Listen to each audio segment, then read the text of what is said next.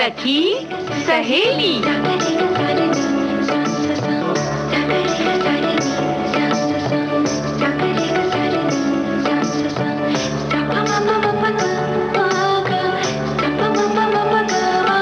सखी सहेली।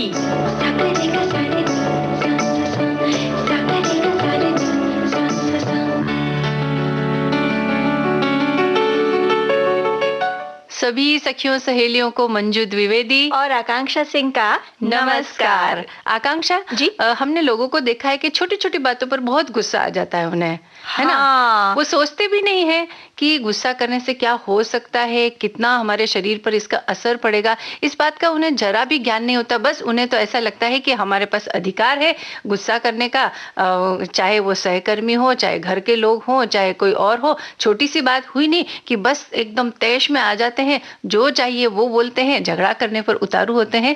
लेकिन क्या ये ठीक है? ना ना, ये बिल्कुल ठीक नहीं है मंजू जी। और क्या आप जानती हैं कि कभी कभी तो बिना कारण ही गुस्सा आ जाता है। हाँ। कभी कभी ये जो गुस्सा आने का कारण है ये हम समझ नहीं पाते। हमें हमें लगता है कि भाई ये कुछ बात हो गई तो गुस्सा आ गया, लेकिन कहीं ना कहीं हो सकता है ये किसी खतरे की निशानी है या हाँ। किसी बीमारी का संकेत भी हो सकता है। हाँ, ये ऐसा करना खतरे की निशानी भी हो सकता है, और ऐसा करने से कई सारे खतरे भी पैदा हो सकते हैं। तो यानी कि अगर है तो आप संभल कर रहिए, और अगर नहीं है तो ऐसा मत करिए कि वो बीमारी आपको कुछ हो जाए। अब सोच रहे होंगे भाई आज गुस्से गुस्से की बात क्यों कर रहे हैं शुरू में ही।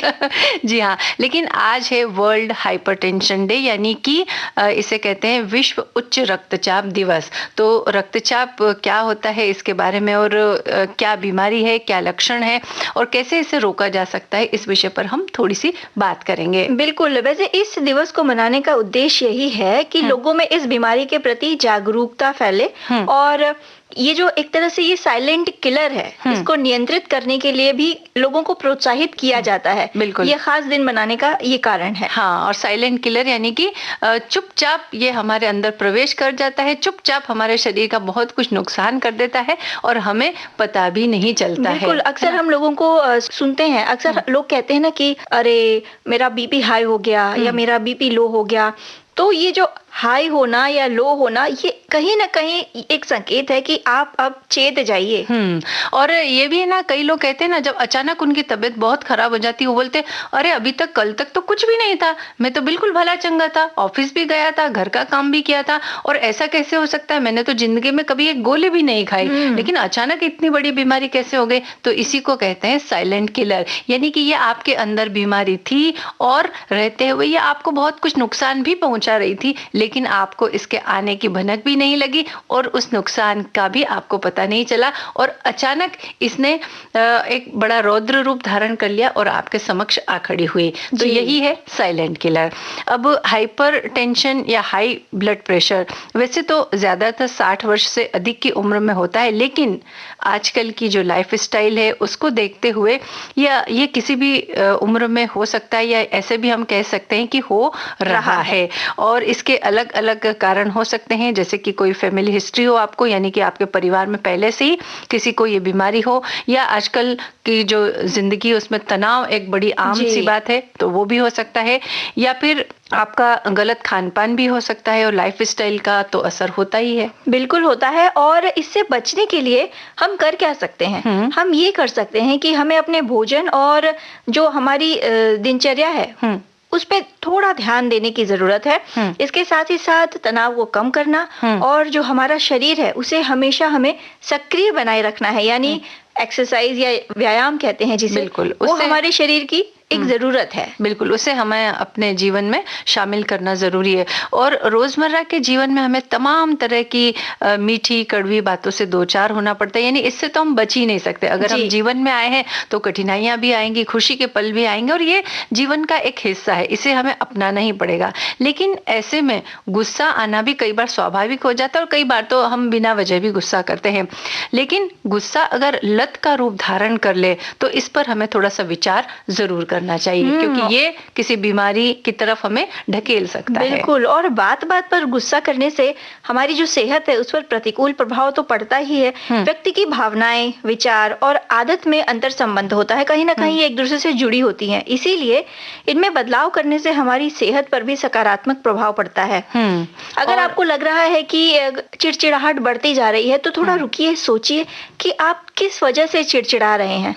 उसका कारण आपको कहीं ना कहीं पता चलेगा, तो कोशिश करिए कि उस कारण को आप धीरे धीरे समाप्त करें। हाँ, उसका निवारण करें। और जैसे ही आपको कुछ ऐसे संकेत मिलने लगे तो डॉक्टर के पास जाइए, अपनी जांच करवाइए। कई बार होता क्या है ना आकांक्षा, कि जब जांच करवाते हैं और पूरी सब क्लियर आपकी रिपोर्ट आती है तो लोगों को क्या लगता है कि अरे हमारा पैसा ही बर्बाद हुआ, कुछ तो था नहीं, जबरदस्ती हमने करवा लिया। लेकिन वो ये नहीं सोचते कि ये खुशी की बात है कि चलिए हमें कोई बीमारी नहीं है, हो सकता है कोई ज्यादा तनाव हो, उसकी वजह से चिड़चिड़ापन आ गया हो, तो अब हमें बस उस तनाव को ही कम करना है। लेकिन अगर कोई बीमारी हमें पता चल जाती है तो उसका अगर समय रहते इलाज करवा लिया जाए तो उसे नियंत्रित करना थोड़ा आसान हो जाता है ना।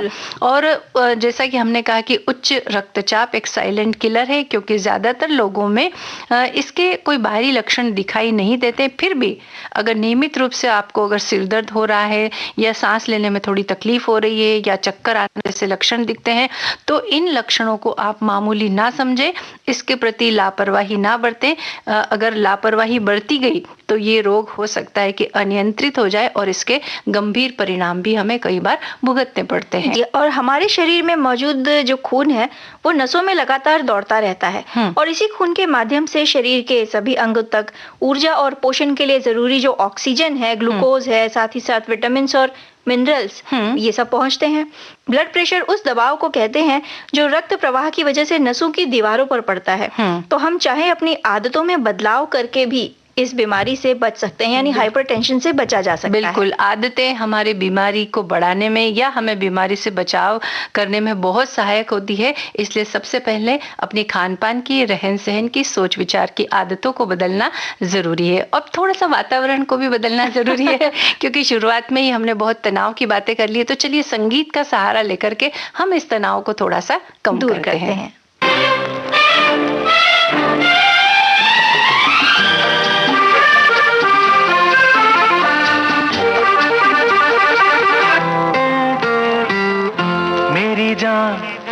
मेरी जान कहना मानो, मेरी जान कहना मानो, हो दुश्मन है जहां रुत पहचानो, कटेगी न ये डगर बिना एक हम सफर, फिर क्यों ना बंदे को अपना ही जानो, मेरी जान कहना मानो।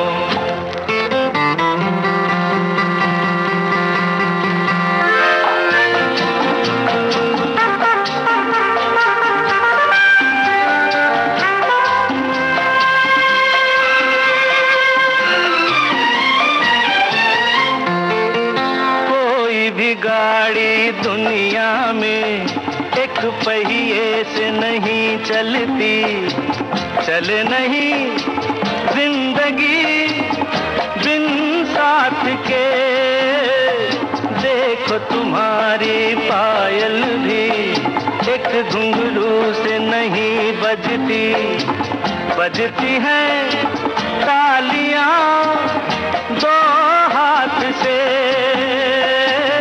मेरे संग आ जाओ बुरा मत मानो, मेरी जान कहना मानो।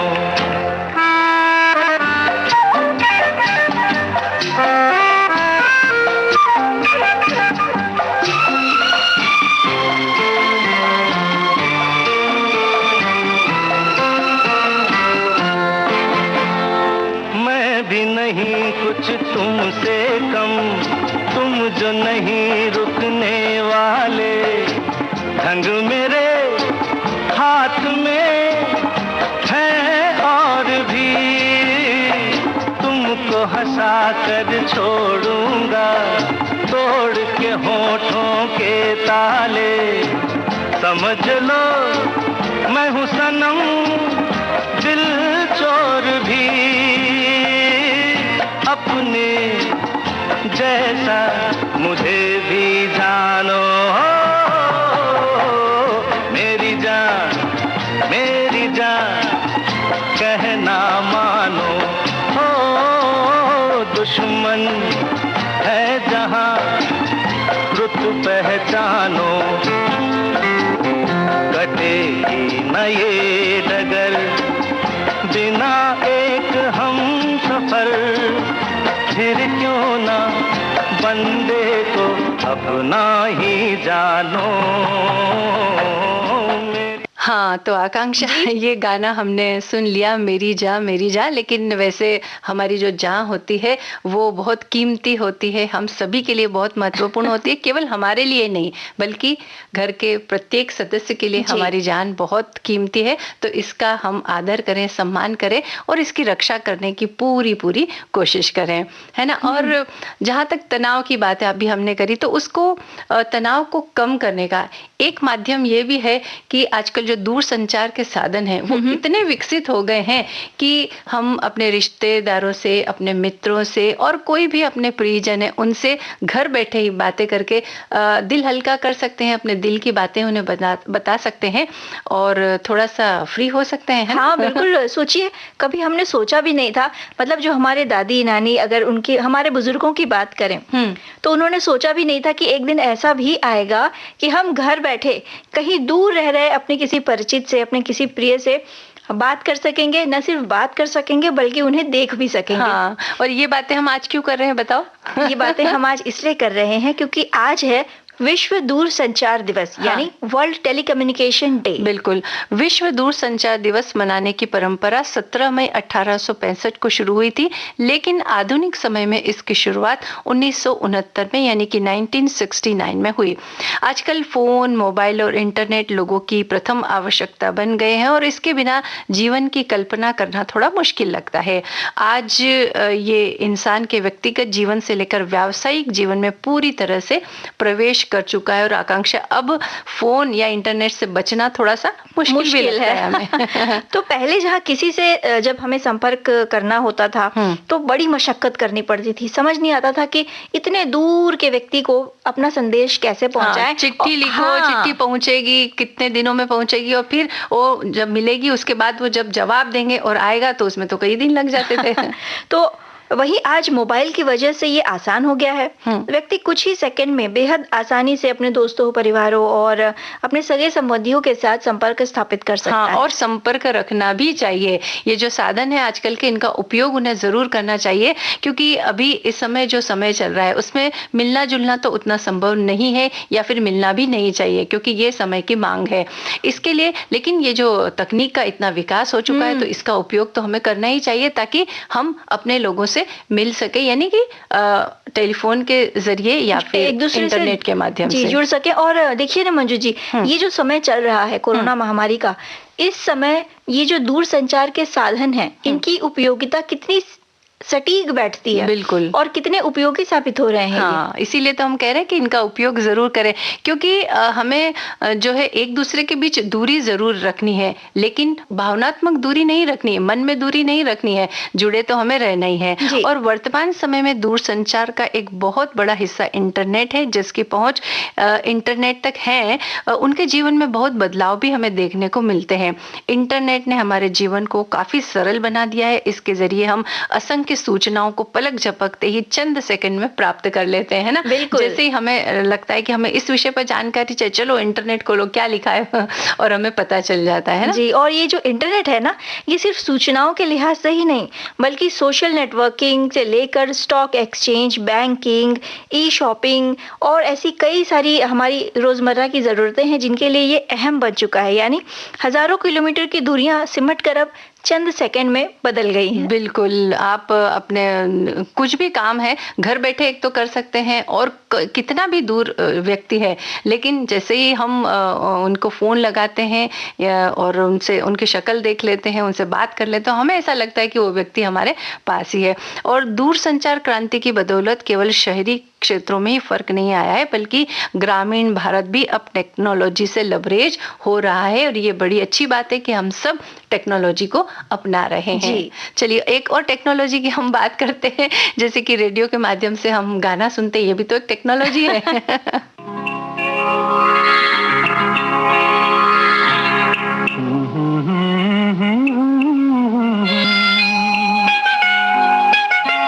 जलते हैं जिसके लिए तेरी आंखों के दिए, ढूंढ लाया हूँ वही गीत मैं तेरे लिए। जलते हैं जिसके लिए, जलते हैं जिसके लिए तेरी आंखों के दिए, ढूंढ लाया हूँ वही गीत मैं तेरे लिए। जलते हैं जिसके लिए।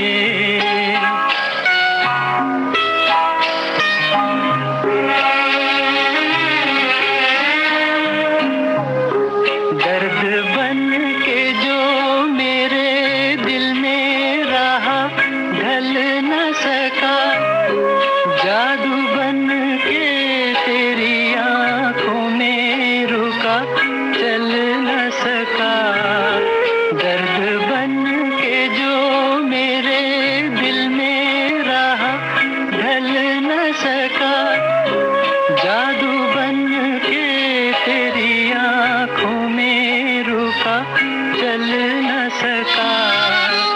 आज लाया हूँ वही गीत मैं तेरे लिए। जलते हैं जिसके लिए।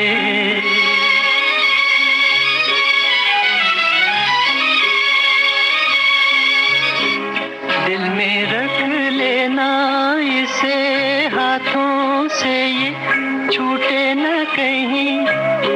गीत नाजुक है मेरा, शीशे से भी टूटे न कहीं। दिल में रख लेना इसे हाथों से, ये छूटे न कहीं।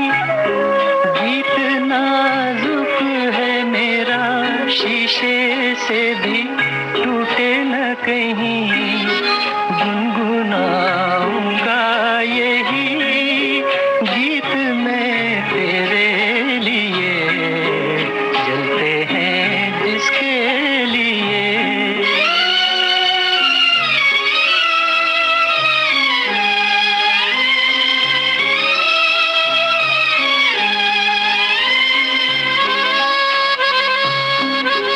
जब तलक ना ये तेरे रस के भरे होठों से मिले, यूं ही आवारा फिरेगा ये तेरी जुल्फों के तले।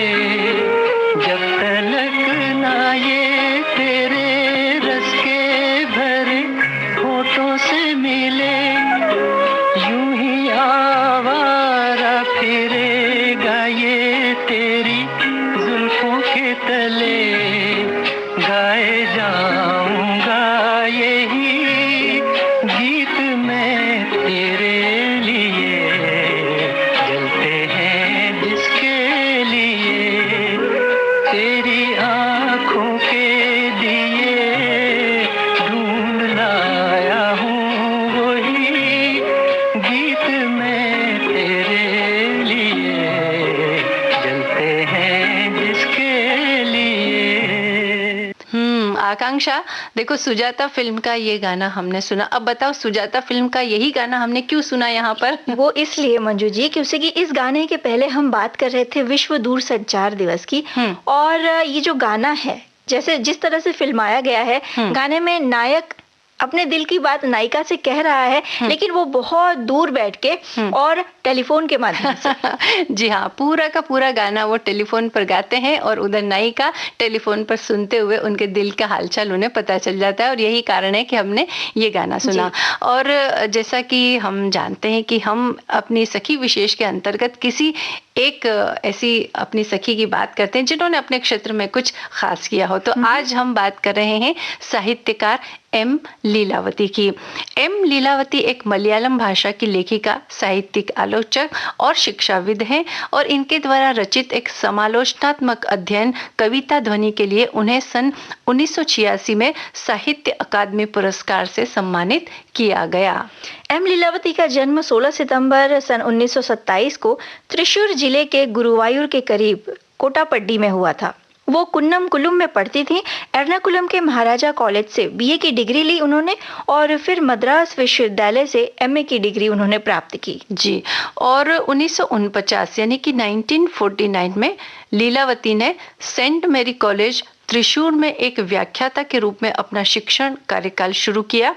चेन्नई के स्टेला मैरिस कॉलेज में एक संक्षिप्त कार्यकाल के बाद वे 1952 में विक्टोरिया कॉलेज पलक्कड़ से जुड़ी। बाद में महाराजा कॉलेज और थेलासेरी के गवर्नमेंट ब्रेनन कॉलेज में उन्होंने पढ़ाया। और आगे चले मंजू जी तो 1972 में केरल विश्वविद्यालय से उन्होंने पीएचडी की डिग्री ली। कुछ समय के लिए उन्होंने कालीकट विश्वविद्यालय में विजिटिंग प्रोफेसर के रूप में भी कार्य किया। लीलावती जी सन 1983 में ब्रेनन कॉलेज से सेवानिवृत्त हुई। और अपने लंबे साहित्यिक कार्यकाल के दौरान उन्होंने कई पुरस्कार और सम्मान जीते, जिनमें से प्रमुख सम्मान की हम बात करेंगे। ओड़ा कुजल पुरस्कार 1978 में उन्हें प्राप्त हुआ था। केरल साहित्य अकादमी पुरस्कार 1980 में प्राप्त हुआ था। साहित्य अकादमी पुरस्कार 1986 में, वल्लथोल पुरस्कार 2002 में, बशीर अवार्ड 2005 में, गुप्तान नायर मेमोरियल अवार्ड उन्हें 2007 में प्राप्त हुआ था। और उन्होंने अपनी महत्वपूर्ण आलोचनात्मक रचनाओं के लिए 2010 में केरल में इजूथचन पुरस्कार भी जीता, और 2011 में मातृभूमि साहित्य पुरस्कार उन्हें दिया गया, और 2008 में उन्हें पद्मश्री पुरस्कार से सम्मानित किया गया। तो वैसे तो जो ये भाषाएं हैं, बहुत सारी भाषाएं, लेकिन इनमें से अगर जो लोग मलयालम भाषा जानते हैं उन्हें इनका साहित्य ज़रूर पढ़ना चाहिए। वैसे हमें तो पता नहीं है मलयालम भाषा के बारे में, लेकिन अगर कई सारे ऐसे ग्रंथ या ऐसे साहित्य में ऐसी पुस्तकें होती है जिनका अनुवाद भी होता है, तो अगर अनुवाद कहीं मिलता है तो भी आप एम लीलावती जी की रचनाओं को पढ़ सकते हैं। और फिलहाल हम सुनते हैं ये गीत।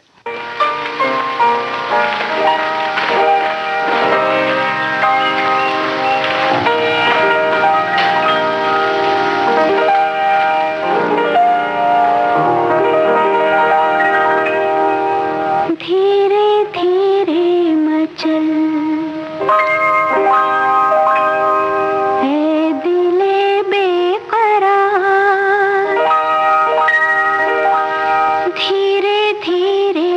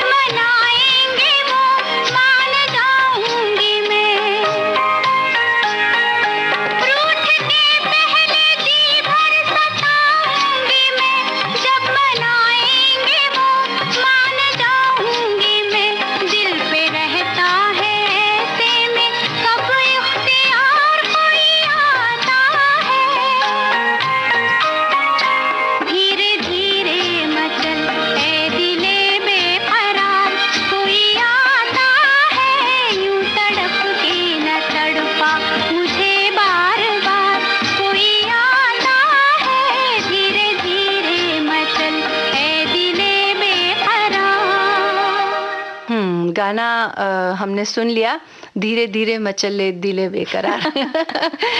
बिल्कुल जो दिल होता है ना, ध्यान रखना चाहिए कि वो धीरे धीरे ही मचलता रहे या धीरे धीरे ही धड़कता रहे। जब दिल की धड़कनें बढ़ जाती है तो सचमुच कई बार उसके परिणाम बहुत गंभीर होते हैं। इसके लिए दिल का ख्याल करना बहुत जरूरी है। और जिस भी तरीके से आप रख सकते हैं, जैसे कि रुचियों की बात करें, साहित्य में अगर आपको रुचि है तो पढ़िए, किसी कला के बारे में अगर आपको रुचि है तो वो काम भी आप कर सकते हैं, वो काम आप सीख भी सकते हैं। और ऐसी ही एक कला है बस्तर की बांस कला।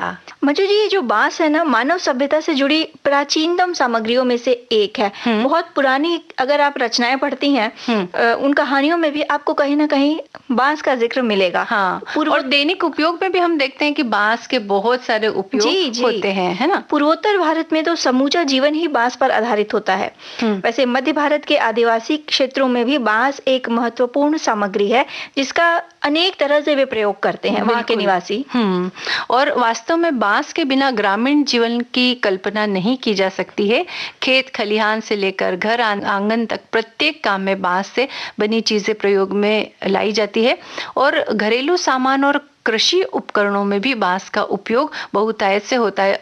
वैसे अगर बड़े शहरों में देखें तो वहां तो इतना उपयोग उसका नजर नहीं आता है, लेकिन जैसे ही आप थोड़े से ग्रामीण क्षेत्रों में चले जाते हैं तो हमें लगता है कि हर जगह, क्योंकि आसानी से ये उपलब्ध होता है, इसलिए इसकी उपयोगिता भी ज्यादा है। जी, वैसे अगर शहरों की बात करें तो यहाँ पे एक सजावट की वस्तु के रूप में जो बांस की चीजें हैं, कलात्मक जो चीजें हैं, उनका प्रयोग होता है। और दैनिक जीवन की प्रत्येक गतिविधि में बांस का उपयोग होता है। इसकी उपयोगिता को ध्यान में रखते हुए यहाँ के गांव में लोग अक्सर अपने घर के आसपास बांस के झुरमुट उगाते हैं। हाँ, बस्तर की बात कर रहे हैं। और ये जल्दी से उग भी जाते हैं। इन्हें उगाने के लिए बहुत ज्यादा मेहनत नहीं करनी पड़ती है, तो आसानी से उग जाते हैं और आसानी से ये उपलब्ध होते हैं, इसलिए इसकी उपयोगिता भी बढ़ जाती है। और ये जो बांस के झुरमुट होते हैं ना मंजू जी, गाँव की तरफ अगर आप जाएंगी तो वहाँ की जो बोलचाल की भाषा है उसमें इसे कहते हैं बसवारी। अच्छा। और जब आप बांस के इन घने झुरमुट के बीच में से गुजरेंगी तो एक पीछे से कहीं से एक साए साए की आवाज आपको सुनाई देगी। जब हवा चलती है तो ये जो बांस जो होता है ये आपस में टकराते हैं, तो जो घर्षण होता है ना, तो उससे एक साए साए की ध्वनि निकलती है। वो सुनने में बहुत अच्छी लगती है। अरे वाह, क्या बात है, ये एक नई जानकारी तुमने हमें दी है। और छत्तीसगढ़ में देसी बांस के अनेक जंगल है और छत्तीसगढ़ के ग्रामीण क्षेत्रों में बांस की अपनी एक अहमियत है, लेकिन बस्तर में इसकी एक अलग ही जगह है। यहाँ के मूरिया आदिवासियों ने बांस से बनाई गई वस्तुओं को अतिरिक्त रूप से अलंकृत करने के लिए इसकी सतह को गर्म चाकू से जलाकर विभिन्न आकृतियां उकेरने की विशेष तकनीक का उन्होंने विकास किया है। जी, और वे अपने नृत्य गानों में बांस से बनाई गई अनेक साज सामग्री का और वाद्यों का प्रयोग करते हैं, जिन्हें वे इसी तकनीक से अलंकृत करते हैं। बांस से बनाई जाने वाली अनेक वस्तुएं तो लोग खुद ही बना लेते हैं, लेकिन बांस से टोकरिया, सूप, झांपी, कुमनी, चोरिया आदि बनाने वाले व्यावसायिक बांस शिल्पी समुदाय भी यहाँ कार्यरत हैं। ये जो नाम है, हो सकता है कि दूसरी जगहों के लोग इन नामों को ना जानते हो, लेकिन वहाँ ये नाम बड़े प्रचलित है, जो कि विभिन्न वहाँ की जो वस्तुएं बनाई जाती है उनके नाम है। और तूरी, बसोर, कोड़ाकू और पारधी, ये जो है छत्तीसगढ़ के ऐसे व्यावसायिक समुदाय हैं जो बांस से उपयोगी वस्तुएं बनाकर अपनी आजीविका चलाते हैं। और बस्तर क्षेत्र में ये काम पारधी समुदाय के लोग करते हैं। बांस के काम के लिए अधिक औजारों की आवश्यकता नहीं पड़ती, 2-4 केवल छीलने काटने के अगर औजार होते हैं, और वो ग्रामीण लोग जो है अपने स्तर पर ही बना लेते हैं, उन्हें खरीदने की कोई आवश्यकता बाहर से नहीं पड़ती। और इसी वजह से जो है घर घर में ये काम होते हैं, क्योंकि बहुत कम औजारों में, बहुत कम संसाधन में काम बन जाते हैं। जी, विभिन्न वस्तुएं बनाने के लिए बांस की विभिन्न मोटाई और चौड़ाई की तीलियां छीली जाती हैं। बांस की पतली तीली सरई कहलाती है, जबकि चौड़ी पट्टी को बिरला कहा जाता है। टोकरी या सूप के किनारे पर लगाई जाने वाली मोटी और मजबूत पट्टी फाता कहलाती है। और छत्तीसगढ़ में बांस के शिल्प के विकास के लिए बस्तर के परचनपाल में छत्तीसगढ़ हैंडीक्राफ्ट डेवलपमेंट बोर्ड द्वारा 1988 में शिल्पग्राम की स्थापना की गई। आदिवासी ग्रामीण शिल्पकारों की कला को प्रोत्साहित करने के लिए उन्हें अनेक सुविधाएं दी गई, ताकि वे अपनी आजीविका चला सकें और इस कला को जीवित रखें। और यहाँ विकसित किए गए बांस के नए जो उत्पाद हैं वो ज़्यादातर सरकारी मेलों में या फिर प्रदर्शनियों में बिकते हैं, और जब प्रदर्शनियाँ लगती है तो इन चीज़ों को देखकर जो शहरी लोग हैं बड़े आकर्षित होते हैं, और दाम कितने भी हो लेकिन वो चाहते हैं कि ये सुंदर-सुंदर चीज़ें हमारे घर में भी हो, और इसीलिए वो इन्हें खरीद लेते हैं। जी, बस्तर में जो बांस की वस्तुएं प्रमुखता से बनाई और बेची जाती हैं और साथ ही उपयोग की जाती हैं, वो है टुकना टुकनी। इसे ये एक टोकरी है, इसका ये नाम है। साथ ही साथ झावा, गप्पा, सूपा, चाप, बिज बौनी, डाली, ढालांगी, ढूंटी और पर्रा विजना, हाथ खांडा, पाय मांडा, चुरनी, छतौड़ी, झाल, मूड़ा, झापी, थापा, बिसड़, धीर और चोरिया। ये कुछ बांस से बने कुछ उपकरण हैं, कुछ चीजें हैं।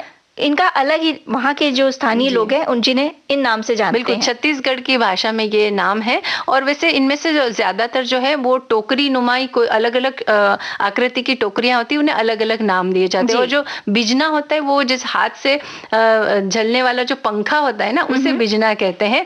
और इसी तरह की कुछ और चीजें होती है जो घरेलू उपयोग में काम आने वाली चीजें होती है, और ये वहाँ की भाषा के शब्द हैं। और बांस के इन सभी पारंपरिक उत्पादों में से ज्यादातर अभी भी प्रचलन में है, लेकिन कुछ जो है वो अब प्रचलन में नहीं भी है। तो ये तो एक समय जो है चक्र चलता रहता है, कुछ चीजें नई आती है, कुछ पुरानी चीजें जो होती है वो लुप्त हो जाती है, लेकिन अभी भी ये कला वहाँ पर है, और लोगों ने इसे अभी भी जीवंत रखा है। और जहाँ तक हो सके हमें बांस के जो सुंदर चीजें होती है, टोकरियां जैसा कि टुकना टुकनी है, तो अगर कभी मौका मिले तो हमें भी खरीदनी चाहिए और इसका उपयोग करके देखें। और फिलहाल हम सुनते हैं ये गाना।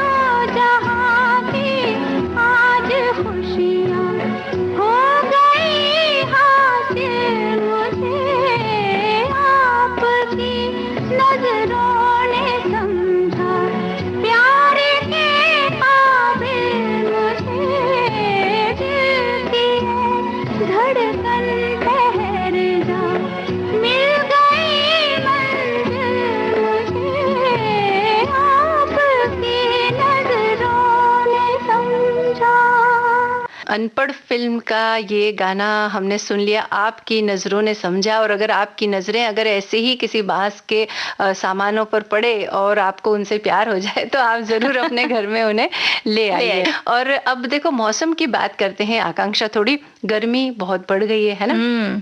तो अब क्या करना चाहिए गर्मी में हमें? जब गर्मियाँ आती हैं तो सबसे पहले दिमाग में यानी ख़्याल में आता है गर्मी की छुट्टियाँ।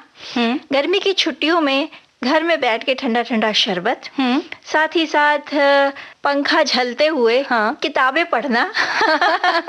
हाँ, और देखो जो छुट्टियाँ ये जो बात है कि छुट्टियाँ आएँगी, हम मिलने जाएँगे, ये अभी फ़िलहाल इस वक़्त के लिए तो लागू नहीं होती, लेकिन हाँ, गर्मी जब आती है तो अपने साथ कई सारी समस्याएँ भी साथ में लेकर आती है। चूँकि बहुत तपन होती है, तापमान बहुत बढ़ चुका रहता है, तो सूरज की तेज़ किरणें, गर्म हवाएँ, पसीने से लथपथ होना, ऐसी कई सारी समस्याओं को जन्म देती है गर्मी।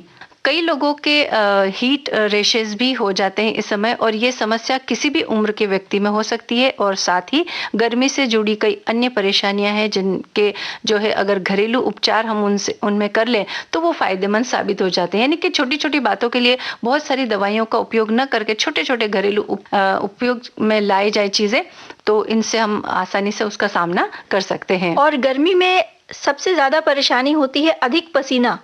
अधिक पसीना निकलने से लोगों को जो हीट रैशेज हैं, एक तरह से हम घमौरियां कहते हैं जिन्हें, इसकी समस्या हो जाती है। तो ऐसे में पसीने की ग्रंथि ब्लॉक हो जाती है और पसीना त्वचा में ही दबा रह जाता है। और जब ये बाहर नहीं निकल पाता तो कुछ आम लक्षणों के रूप में हमें संकेत देता है, जैसे फुंसियां हो जाती हैं, उनमें खुजली होती है और कुछ कटीला ऐसा लग रहा है, कुछ कांटा चुभ रहा है। हाँ। तो ये आमतौर पर गर्दन और जोड़ों वाले स्थान पर होता है। और छोटे-छोटे बच्चों में देखें तो कभी-कभी तो ये इतना गंभीर रूप ले लेता है कि उनके पूरे शरीर पे ये छोटी-छोटी घमौरियां जो हैं, फुंसियां हो जाती हैं, और खासकर उनकी गर्दन पे और चेहरे पे। बिल्कुल। तो इस समस्या से निजात पाने के लिए कुछ घरेलू उपाय अगर हम आजमाते हैं तो उनसे हमें राहत मिलती है। तो सबसे पहले तो ये कि प्रभावित हिस्से पर आप थोड़ा सा आइस पैक घुमा दें, है ना? आइस पैक जो आते हैं एक छोटा सा एक डिब्बे जैसा होता है, लेकिन उसके अंदर एक पदार्थ भरा होता है, और उसको जब आप फ्रीजर में रख देते हैं तो वो एकदम ठंडा हो जाता है। तो वो आइस पैक जो होता है वो आप अगर वो उपलब्ध नहीं है तो आइस के क्यूब्स जो होते हैं जो फ्रीजर में रखे होते हैं वो भी उनका भी उपयोग आप कर सकते हैं, तो वो थोड़ा सा घुमा दें। दूसरा है कि एलोवेरा के जो टुकड़े होते हैं उन्हें काट कर आप थोड़ा सा प्रभावित हिस्से पर लगा दें तो उससे भी हमें थोड़ा सा आराम मिल सकता है। और अगर एलोवेरा आपके घर में नहीं है तो एलोवेरा जेल जो होता है उसका उपयोग भी कर सकते हैं, वो भी हमें ठंडक पहुंचाता है। और नहाने के बाद अगर आप पाउडर लगाते हैं तो बिना परफ्यूम वाला पाउडर लगाएं, है ना, जिसमें परफ्यूम ना हो, सुगंध ना हो। और इसके अलावा बेसन और पानी का पेस्ट बनाकर भी आप प्रभावित हिस्से पर लगा सकते हैं, और उसे 3 से 5 मिनट तक आप लगा कर रखें और फिर नहा लें तो आपको उससे आराम मिलेगा। और गर्मी से अगर होंठ फटते हैं, हालांकि ये गर्मी में ये समस्या कम ही देखी जाती है, लेकिन अगर फिर भी होंठ फटते हैं तो नारियल तेल लगाएं और पानी ज्यादा पिएं, अपने शरीर को हाइड्रेटेड रखें। बिल्कुल। और चेहरा पसीने से लथपथ हो जाता है तो खीरे का जूस निकाल कर आप उसे फ्रिज में रख दें और 3-4 बार चेहरे पर लगाएं, 3-4 मिनट उसे रहने दें और फिर उसके बाद धो लें तो उससे भी आपको आराम मिलेगा। इसके अलावा शरीर को आंतरिक रूप से तैयार करें। अब आंतरिक रूप से तैयार कैसे करना है? एक तो आपको पानी ज्यादा पीना है और नमक आपको कम खाना है। नमक कम खाएंगे तो पानी जो है वो बराबर शरीर में बना रहेगा। जी। और गले में अगर जलन जैसी लगती है तो ज्यादा मिर्च, मसाले या तैलीय चीजें ना खाएं, यानी गरिष्ठ भोजन ना करें। तरल पदार्थ अधिक लें और ज्यादा ऊर्जा देने वाली चीजें खाएं। बिल्कुल। बहुत सारी चीजें हैं जो कम मात्रा में खाने से हमें बहुत सारी ऊर्जा मिल सकती है, तो ऐसी चीजों को हम अपनाएं। और इसी के साथ अब हम एक गाने को अपना रहे हैं, आइए सुनते हैं ये गाना।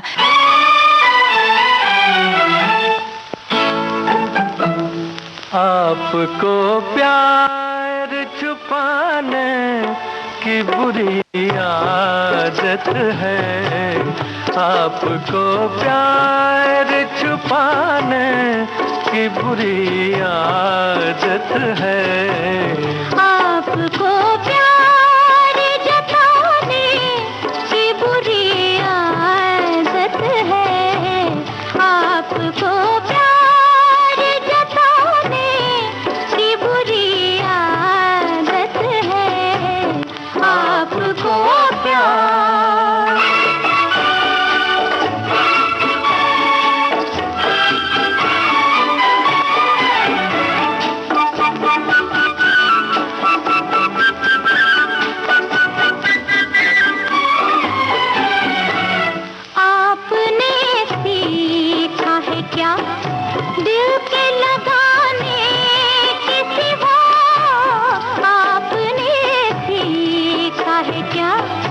दिल के लगाने के सिवा आपको आता है क्या नाज दिखाने के सिवा, और हमें नाज उठाने की बुरी आदत है, और हमें नाज उठाने की बुरी आदत है।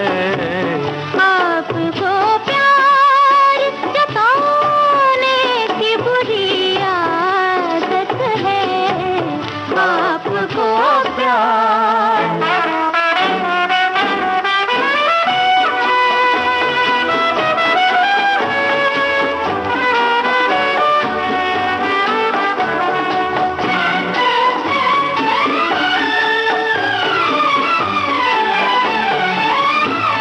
किस लिए आपने शर्मा के झुका ली आंखें, किस लिए आपने शर्मा के झुका ली आंखें, इसलिए आपसे घबरा के बचा ली आँखें, आपको तीर चलाने की बुरी आदत है, आपको तीर चलाने की बुरी आदत है।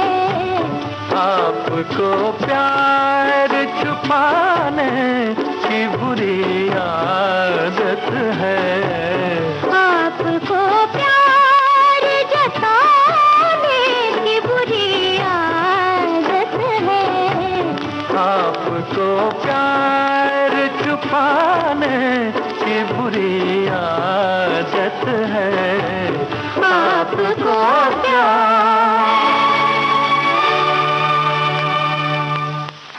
आकांक्षा जी। देखो, हमने रक्तचाप दिवस की यानी कि रक्तचाप के बारे में बात की, फिर गर्मी की समस्याओं के बारे में बात की, उससे किस तरह से निजात पाया जा सकता है, छोटे मोटे जो उपाय हैं उसकी भी हमने बात कर ली। लेकिन जैसा कि हमने शुरुआत में बात करी थी कि अपने जीवन में आप व्यायाम को, एक्सरसाइज को, आसन को, प्राणायाम को जरूर शामिल करें, क्योंकि वो हमारी सेहत के लिए बड़े अच्छे होते हैं, या फिर यूं कह सकते हैं कि हमेशा सेहत अच्छी बनी रहे उसके लिए एक बड़ा ही अच्छा एक उपाय है वो, है ना? बिल्कुल।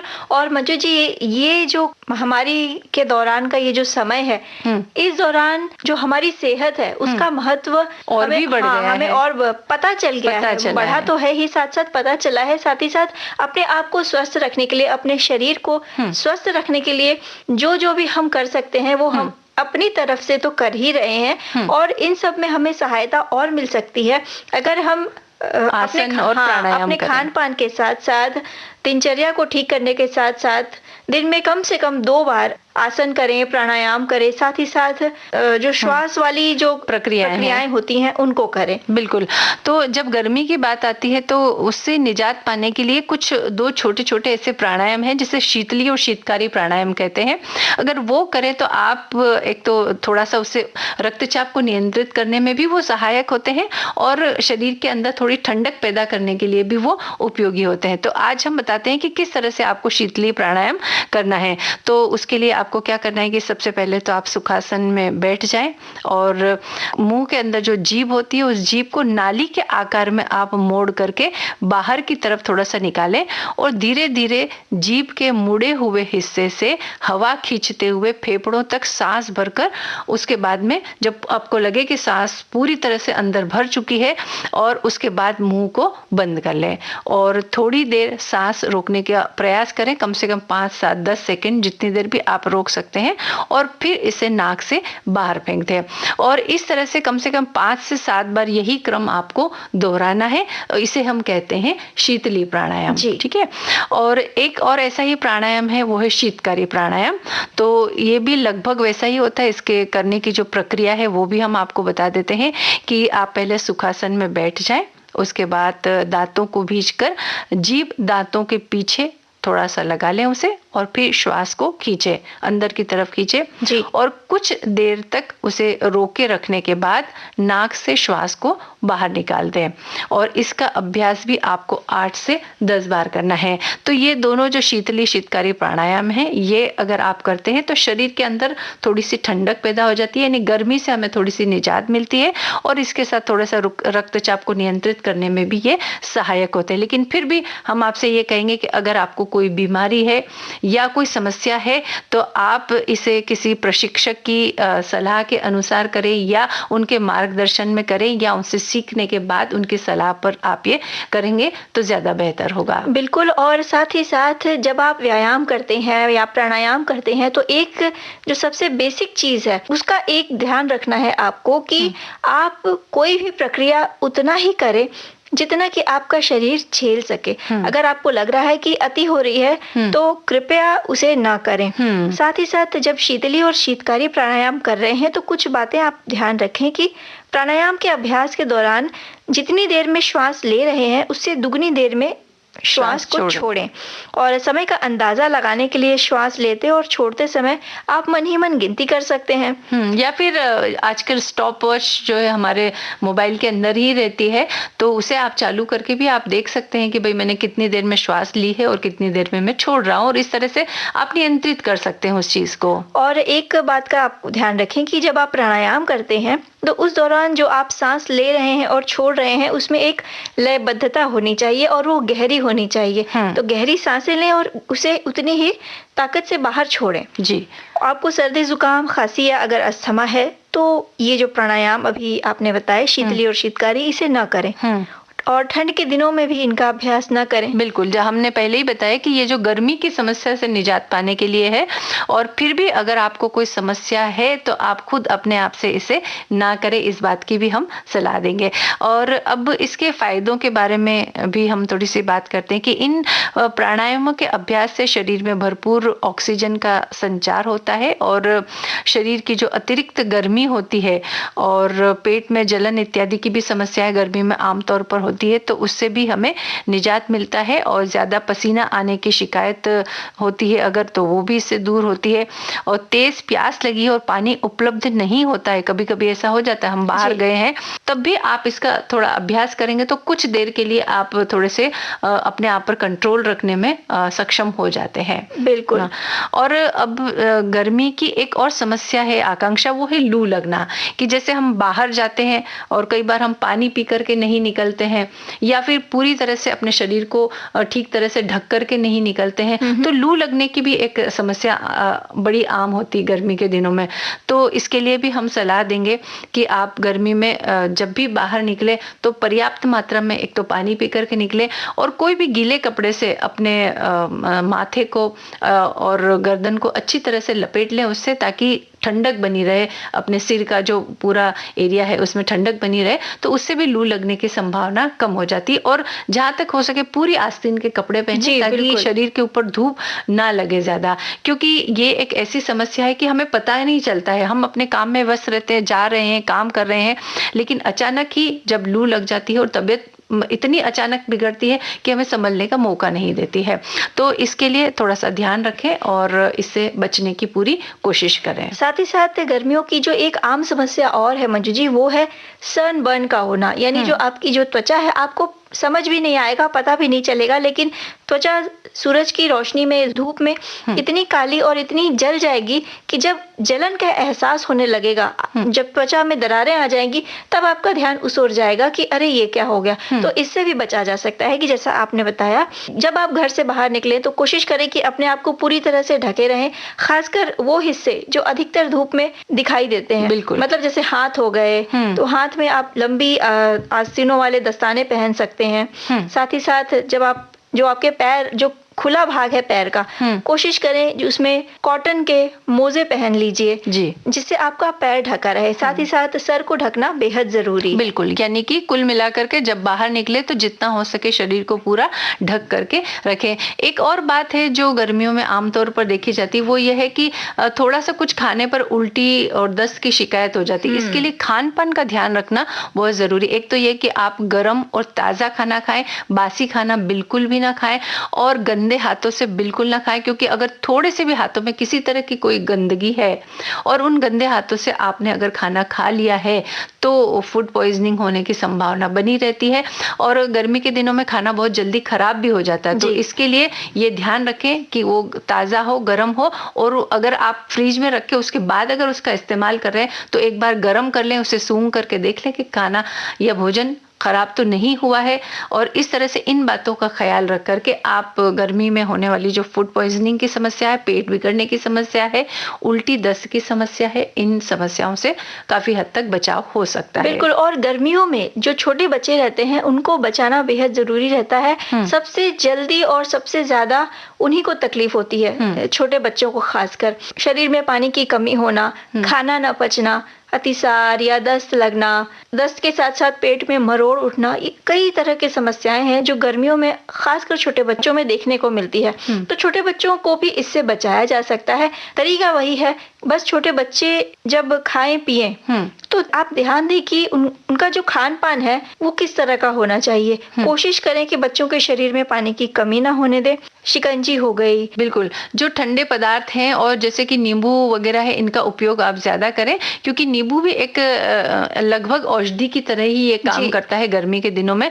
तो जब भी अवसर मिले तो नींबू का शरबत बना करके पी लें, तो इससे ठंडक भी बनी रहेगी, पानी भी आपका पर्याप्त मात्रा में पहुंचेगा, और उसमें जो हम शक्कर और नमक डालते हैं तो उससे लवण की पूर्ति भी शरीर के अंदर हो जाती है। तो इन सब बातों का ख्याल रख करके हम जो है गर्मी के दिनों में अपने आप को बिल्कुल स्वस्थ बनाए रखने में सफल हो सकेंगे। बिल्कुल। तो इन उपायों को आप अपनाएं।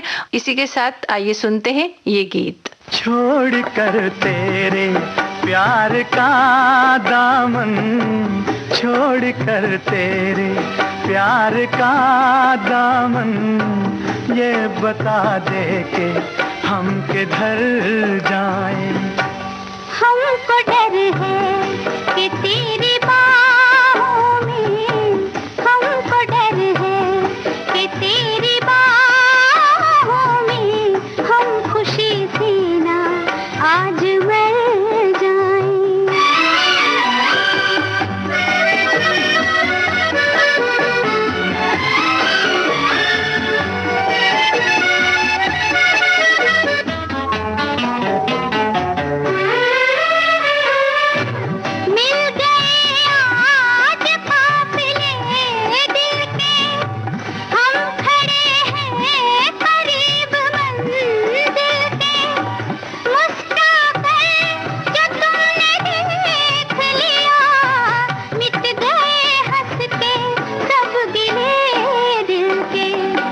कितनी प्यारी हैं ये हंसी घड़ियां, इनसे कह दो यहीं ठहर जाएं। हमको डर है कि तेरी बाहों में हम खुशी से ना आज मर जाएं।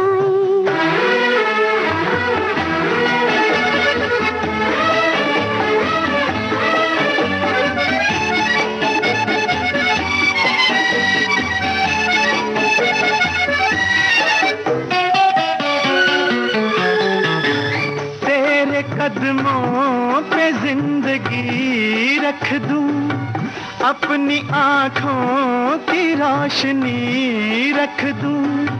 तू अगर खुश हो मैं तेरे दिल में अपने दिल की हर एक खुशी रख दूं।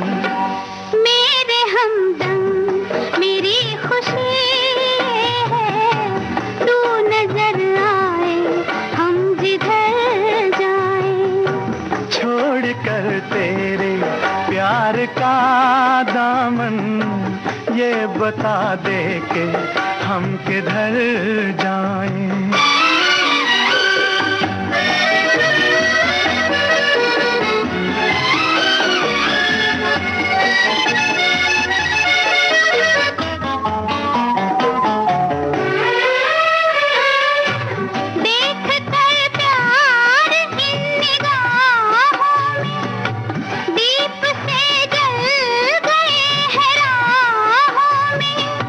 तुमसे मिलते न हम तो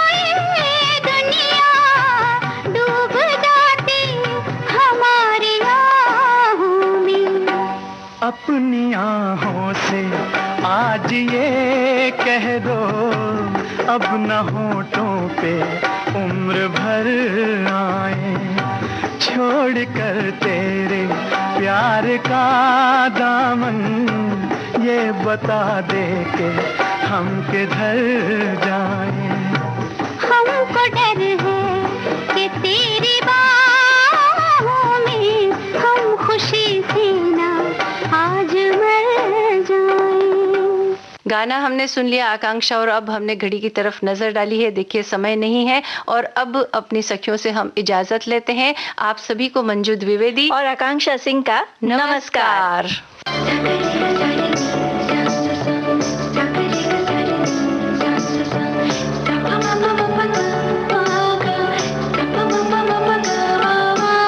सखी सहेली।